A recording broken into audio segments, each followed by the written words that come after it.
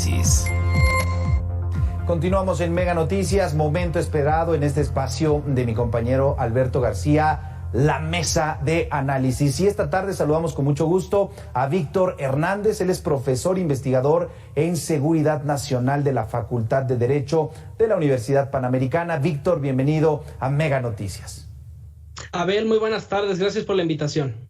Estamos hablando de un tema muy serio, la impunidad histórica en el país, y recorrimos ya hace unos minutos el tema de los exgobernadores que han sido señalados por algún delito. La mayoría están libres, muy pocos con algún proceso y pues una parte mínima sentenciada. También vimos casos históricos de impunidad, obviamente en masacres, incluso en construcciones que ha realizado la autoridad federal. El tema es que muy pocos delitos se denuncian en nuestro país, es decir, hay una cifra negra muy amplia, y de los que se denuncian, la mayoría no se resuelven, la mayoría no alcanzan una sentencia. ¿En qué país estamos? ¿Cuál es la condición de nuestro Estado mexicano si tenemos estos números tan adversos?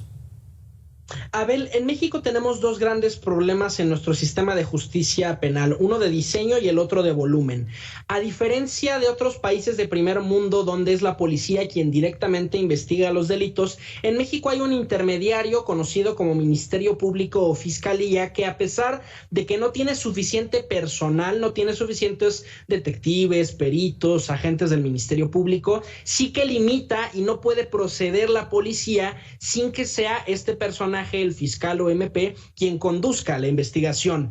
Antes de la pandemia, de acuerdo con el INEGI, México contaba con 15,000 ministerios públicos, la mayoría del fuero local, y digamos, eso de entrada es un problema porque hay muchas más en proporción policías, agentes adscritos a una corporación policial municipal o estatal versus los que hay de agentes en el MP, y esto traba y se convierte en un cuello de botella al momento de canalizar las denuncias. El segundo problema que tenemos en México es el volumen.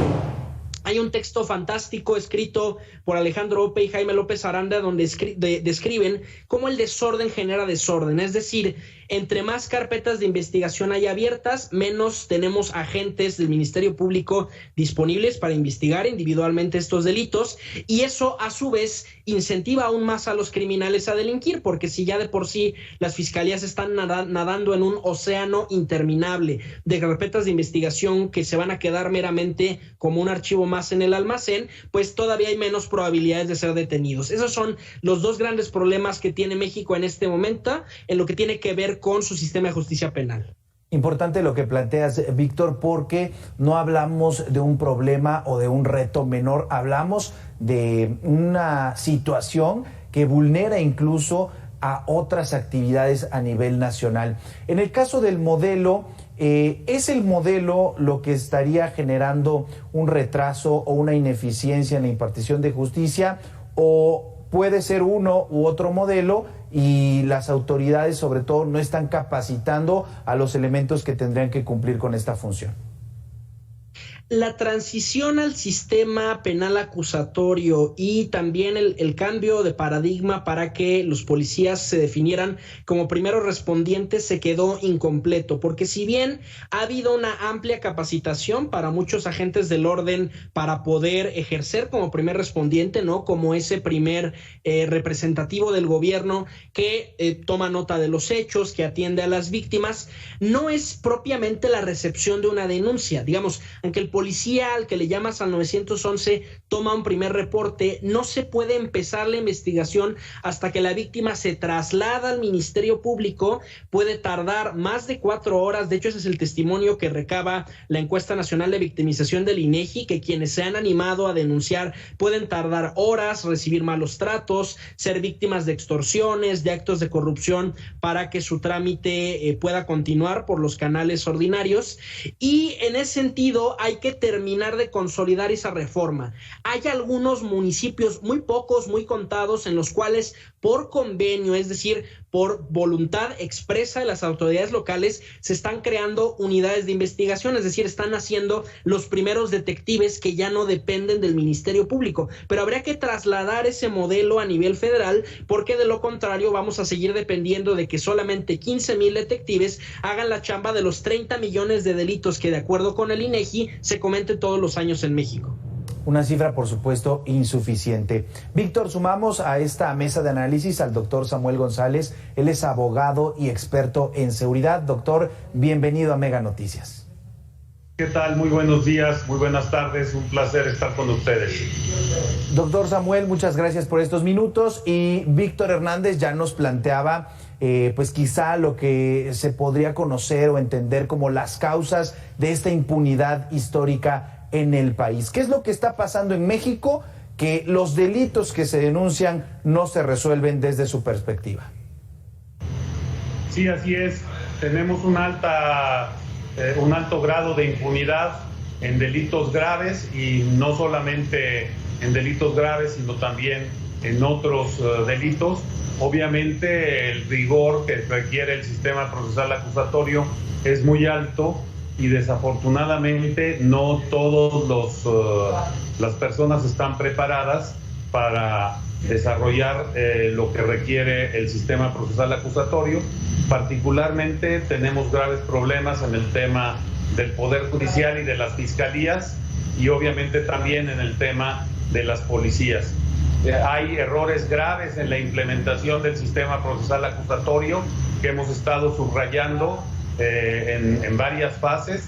El error más grave es lo que se requiere para generar una audiencia de vinculación, con gravísimos problemas a la hora de que estamos viendo audiencias que pueden durar hasta 48 horas, lo que en Estados Unidos esa audiencia de vinculación para determinar la causa probable se resuelve en 20 minutos, media hora máximo. Aquí tenemos audiencias de 48 horas, entre otras cosas porque se lleva a extremos ridículos los temas que tienen que ver con cómo se presentan las cosas y qué puede ver un juez para poder determinar la vinculación a proceso. Es gravísimo, ¿verdad?, que pues se tengan que estar leyendo por parte de los ministerios públicos literalmente horas y horas y horas de datos para que pueda determinarse la vinculación a proceso, como por ejemplo en Italia existe una carpeta o un fascículo, le llaman ellos, para el debate, y un fascículo para la investigación. Son dos cosas distintas que el sistema procesal acusatorio en México pues no se da. Si en cualquier país del mundo ver estas audiencias de horas y horas y horas, 10, 12, 14, he conocido de audiencias de 48 horas, ¿verdad?, reales de exposición ante el juez, es prácticamente ridículo. De ese tamaño son los errores en la implementación del sistema procesal acusatorio, y desde luego la función que tienen que hacer los jueces es extraordinaria, porque no hay nadie que pueda poner atención a detalles, ¿verdad?, en estos temas tan largamente expuestos, y por lo tanto se tiene que mejorar el sistema. Claro. Víctor, ya con lo que nos expone el doctor Samuel González, pues coincidimos en que hace falta detectives, sobre todo para el número de delitos que se cometen en el país, también los errores que pudieran analizarse y corregirse. ¿Hay posibilidades de que este sistema penal en México, que se implementó hace apenas algunos años y que busca eso, el perfeccionarse poco a poco y cómo va cambiando la dinámica criminal, hay posibilidades de lograrlo? Y si es así, ¿quién es la autoridad encargada? Porque en campañas electorales se promete: no habrá impunidad, se atacará el crimen, pero finalmente en el día a día seguimos con estas altas estadísticas negativas. Hay varias decisiones políticas que han atrasado la implementación de este enfoque garantista que tiene el nuevo sistema penal acusatorio. El primero, indudablemente, es el nombramiento de Gertz Manero como fiscal general de la República, un perfil que viene de la vieja escuela, de la PGR, y que en ese sentido no solo no está convencido de este nuevo enfoque, sino que en sus acciones personales e institucionales ha dado un retroceso importante. Incluso tú recordarás, ¿no? En su momento la oposición se escandalizaba con el posible nombramiento del llamado fiscal carnal, y ahora resulta ser que tuvimos un personaje mucho más polémico en este puesto tan clave para la implementación de este nuevo sistema de justicia. El otro gran paso atrás que hemos dado es la profundización de la militarización de la seguridad pública. Hoy sabemos que 2 de cada 3 integrantes de la Guardia Nacional son militares y que en ese sentido carecen de la formación policial elemental que tiene cualquier miembro de una corporación policial civil. Si tú revisas, por ejemplo, los temarios del Heroico Colegio Militar, de la Escuela Naval, del Colegio de Defensa, no vas a ver, por ejemplo, materias de derecho penal, de derecho constitucional, talleres sobre cómo llenar un informe policial homologado, ¿no? Y esto además llama la atención a la luz de la reciente confrontación que tuvo el general Luis Crescencio Sandoval sobre el posible conocimiento que pudo haber tenido de la masacre en Allende, ¿no? Cómo nos describe esta época de sexenios anteriores, de cómo estaba tan desarticulada la política y el marco jurídico para integrar a las Fuerzas Armadas en labores de seguridad pública, que ni siquiera se contaba con este adiestramiento. Apenas hay algunos pininos con la construcción de la Guardia Nacional, pero se ha disuelto, se ha mezclado la esencia militar con la esencia policial, lo cual es grave en un contexto en el cual estamos en el peligro latente de una guerra convencional entre la OTAN y Rusia. Nuestras Fuerzas Armadas tendrán que estarse ocupando de labores de defensa, de vislumbrar el impacto que esto puede tener en México desde una perspectiva militar, en lugar de andar correteando migrantes y estar construyendo aeropuertos. Claro, Víctor, importante es estos 2 puntos que planteas, y quisiera centrarme en el primero. Doctor Samuel González, es importante y es trascendental esta decisión que se toma de nombrar a Gertz Manero como el fiscal general de la República en el retraso de la Procuración de Justicia efectiva en el país. ¿Coincide con lo que nos comparte esta tarde, Víctor? Bueno, es un tema que se discutió y que se ha discutido en distintos momentos, ¿verdad? ¿Cuál es el perfil adecuado para ser el fiscal general de la República? Y obviamente no queda duda que los temas que tienen que ver con el doctor Gertz Manero en la Fiscalía pues pueden ser ciertamente polémicos para algunos, ¿verdad? Pero sin embargo yo quiero subrayar que pues tenemos 32 estados, ¿verdad? Y la carga fundamental en el tema de impunidad está en los estados. La Procuraduría General de la República tiene una función de apoyo en general, pues la Procuración de Justicia Federal tiene un tema que tiene que ver con delitos federales nada más, y con los delitos con el apoyo a las procuradurías estatales para el desarrollo de actividades. Efectivamente, la Guardia Nacional es una institución que tiene que desarrollarse, constituirse, crearse, y coincido perfectamente bien que al mediano plazo esa institución tiene que caminar por sí misma, independientemente de su raíz militar. Y este tema de su transitoriedad como elemento militar, pues no se ha percibido del todo por la actual administración, porque todos sabemos que en el largo plazo, ¿verdad?, las instituciones de derechos humanos, sea la Comisión Interamericana de Derechos Humanos o la Corte Interamericana de Derechos Humanos, van a decir que no puede estar controladas las policías por el área militar. Entonces, este periodo de transición debe ser utilizado, desarrollado para que la Guardia Nacional se forme, se desarrolle y crezca como una institución que carezca de corrupción y que esté lejos, digamos, de las políticas militares, aunque tenga una disciplina que está contenida en la Constitución. Es decir, a largo plazo concuerdo que es imposible que la Guardia Nacional vaya a formar parte de las instituciones militares. Sin embargo, pues es evidente que requiere mucho más apoyo en los temas de formación que tienen que ver, desde luego, con el abatimiento del delito en su función de policía investigadora. Falta mucho en esa materia también, y es muy importante que todos contribuyan a lograr el abatimiento de la ineficacia que estamos viendo en los sistemas. Importante lo que destaca, doctor Samuel. ¿Por qué? Porque el reto de la capacitación, de transitar a esa Guardia Nacional efectiva, eficiente, pues pareciera muy importante, pero en datos o en temas muy básicos como la manera en la que operan, cómo los llevan a un lugar, como recientemente vimos al puerto de Acapulco, y en las formas en las que operan, pues nos habla de que no se le está poniendo, en ese caso específico, y quizá haya otros, pues mucha atención a esas condiciones de la Guardia Nacional. Víctor, tenemos indicadores de cómo ha ido avanzando México en materia de impunidad, es decir, indicadores a nivel internacional o con números locales que nos demuestren que todos estos pasos que se han ido dando año con año, nos van llevando hacia un mejor rumbo en tema del combate a la impunidad? Hay dos indicadores que hay que contrastar frecuentemente para poder medir la incidencia delictiva y la impunidad. Por un lado están las cifras que presenta el presidente todos los días en la conferencia matutina, que son los conteos de las fiscalías, información que se descarga en el Secretariado Ejecutivo del Sistema Nacional de Seguridad Pública, que tiene que ver con delitos denunciados, es decir, personas que fueron víctimas de un delito y que se trasladaron al MP para levantar una denuncia.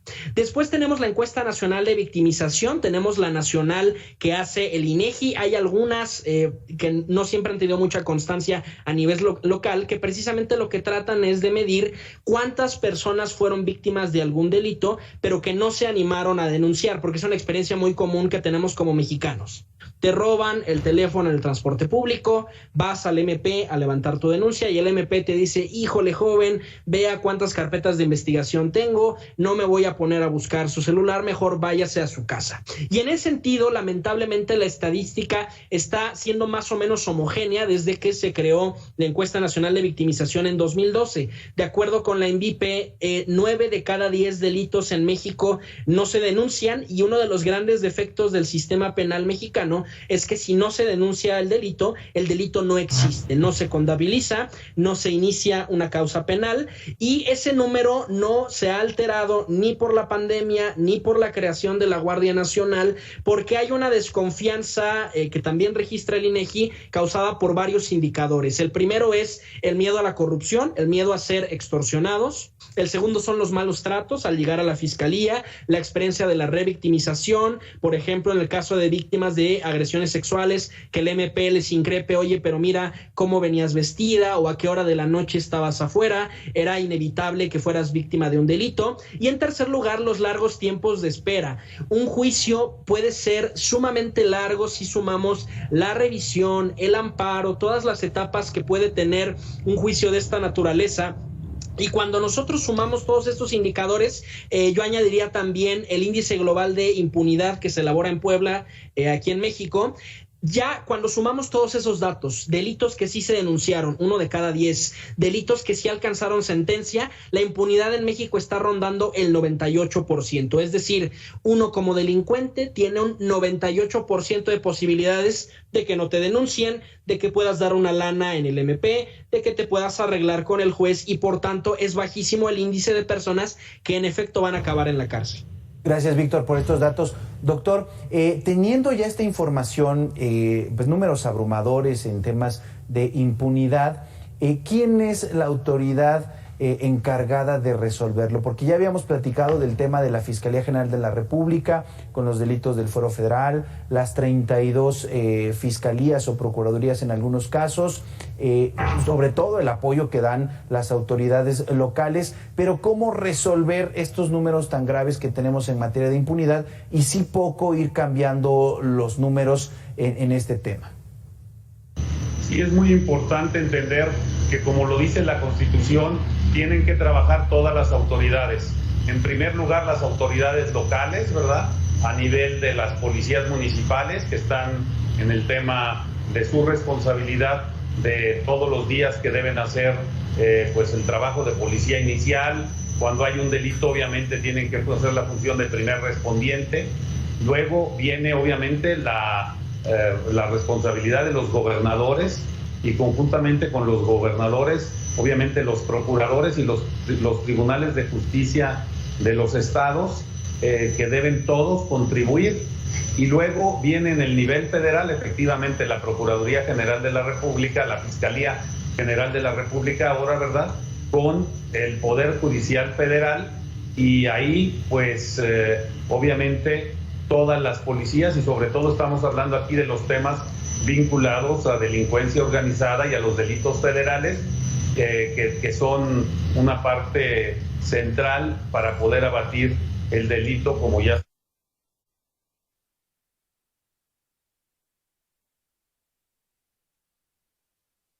estaba diciendo, a nivel nacional. Pero hay dos instituciones más que tienen que entender cómo se trabaja en el sistema procesal acusatorio. Una de ellas es la Suprema Corte de Justicia de la Nación, y otra, desde luego, el Congreso de la Unión, porque, como sabemos, es el Congreso de la Unión el que debe generar las modificaciones legislativas, y obviamente lo que tiene que ver con un cambio constitucional en su momento para mejorar el sistema. Ya pasaron muchos años, desde el año 2008 hasta el año actual, ¿verdad? Y ya sabemos dónde están los problemas en el sistema procesal acusatorio. Una mejora en el sistema procesal acusatorio es imprescindible, ¿verdad? Tenemos problemas en cómo se está manejando la prisión preventiva, por ejemplo. Los jueces no están entendiendo, a pesar de todos estos años, cómo se determina la prisión preventiva, cuándo es necesaria o justificada, ¿verdad?, para poderlo realizar. Evidentemente que muy pronto vamos a tener cambios, porque no hay manera que la Corte Interamericana de Derechos Humanos no declare como ilegal la prisión oficiosa que está en el artículo 19 constitucional. Esta fue pensada como un momento transitorio, y sin embargo hoy los jueces todavía no saben manejar de manera correcta la función de la prisión justificada, que es la única que tendría que estar autorizada en materia de derechos humanos. Entonces se usan muchas triquiñuelas, ¿verdad?, para justificarte una prisión justificada con absurdidades, ¿verdad?, con cosas absurdas, como si tienes varias casas, entonces tienes riesgo de fuga. Eso es absurdo, y sin embargo lo vemos todos los días. Entonces hay muchísimos elementos que mejorar. Desafortunadamente, desde la Suprema Corte de Justicia de la Nación no se están entendiendo esos temas, y creo que requiere una función ya de una modificación para abatir la impunidad muy importante. Recordemos que hay países como los Estados Unidos donde el 95% de las sentencias pasan por plea bargaining, por negociación, y hoy, ¿verdad?, todos los temas de crítica que vemos, ¿verdad?, están basados en cómo se realizaron cierto tipo de negociaciones. Entonces, a pesar de todos estos años que han pasado, requerimos una mejora tanto de los usuarios como de las autoridades para abatir la impunidad.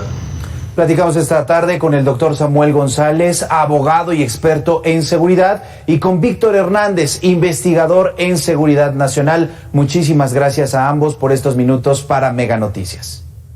Muchas gracias. Mi Twitter, @arbitrus1805. Gracias, Víctor. Gracias, doctor Samuel González. Dejamos aquí este tema. Ha concluido el espacio. Gracias a nombre del titular, Alberto García. Pero nos quedamos con Mitzi Cordero de Jalapa para el Mundo. Mitzi, te saludamos con mucho gusto.